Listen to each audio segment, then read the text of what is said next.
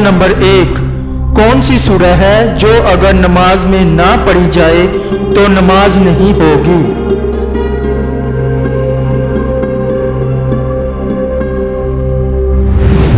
जवाब है हजरत मोहम्मद सल्लल्लाहु अलैहि वसल्लम ने फरमाया, जिस शख्स ने नमाज में सूरह फातिहा ना पढ़ी उसकी नमाज नहीं हुई।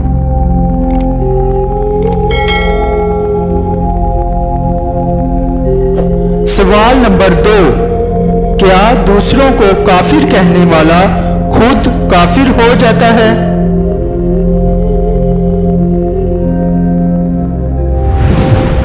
जवाब है जो शख्स अपने मुसलमान भाई को जिसमें कुफर की कोई वजह ना हो काफिर कहे तो खुद काफिर हो जाता है।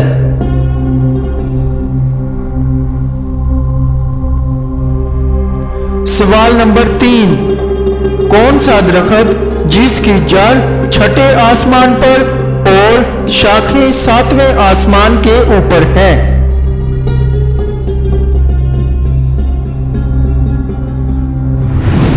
जवाब है सिदरतुल मुंतहा। ये एक नूरानी बेरी का दरख्त है जिसकी जड़ छठे आसमान पर और शाखें सातवें आसमान के ऊपर है। इसके फल मुकामे हिजर के मटकों की तरह बड़े बड़े और पत्ते हाथी के कानों की तरह है।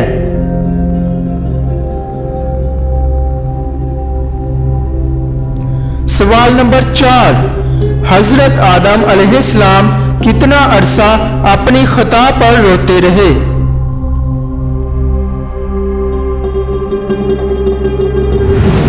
जवाब है हजरत आदम अलैहिस्सलाम 300 साल तक अपनी खता पर रोते रहे।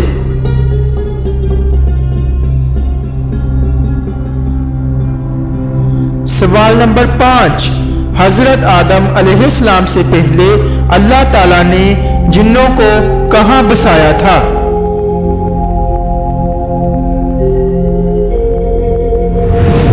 जवाब है हजरत आदम अलैहिस्सलाम से 8000 साल पहले अल्लाह ताला ने जिन्नों को जमीन में बसाया था।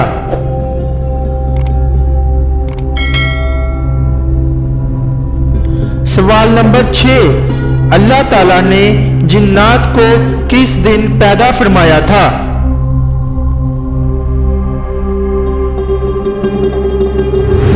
जवाब है अल्लाह ताला ने जिन्नात को जुमेरात के दिन पैदा फरमाया था।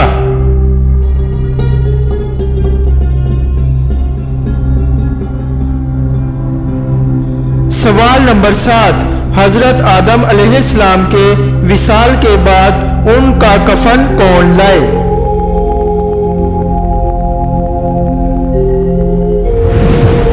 जवाब है हजरत जिब्राइल अलैहिस्सलाम।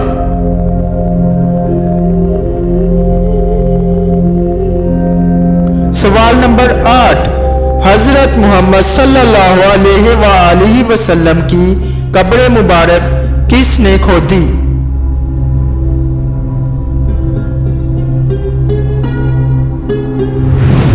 जवाब है हजरत अबू तलहा रजी अल्लाह अन्हो ने हजरत मोहम्मद सल्लल्लाहु अलैहि वसल्लम की बगली कब्र खोदी।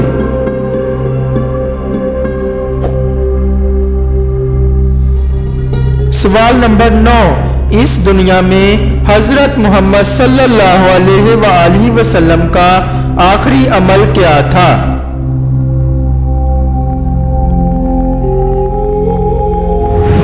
जवाब है मिसवाक करना।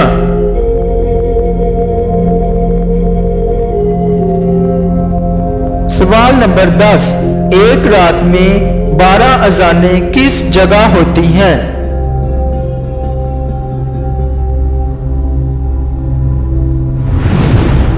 जवाब है आसमान पर।